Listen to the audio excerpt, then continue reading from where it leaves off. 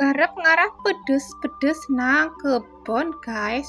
Kira-kira sing pedes-pedes nang kebon kue apa ya guys? Tara, ya kue setan. Lah kok setan? Lombok setan. Wih, abang-abang kayak gincu nih sing nonton video nih inyong pasti nih.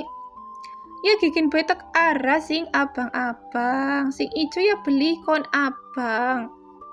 Malam iki ana sing bosok barang tak buang lah sing bosok.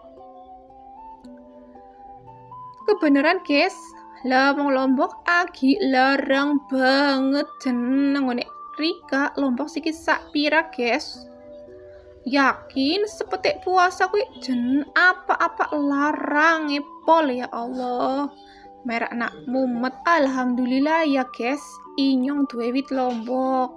Lah jare wong tua kowe sapa nandur bakal ngunduh. Untunge inyong gemen gelem nandur kan dadi siki ngunduh ya guys. Alhamdulillah rezeki rak melulu tentang duit dan duit.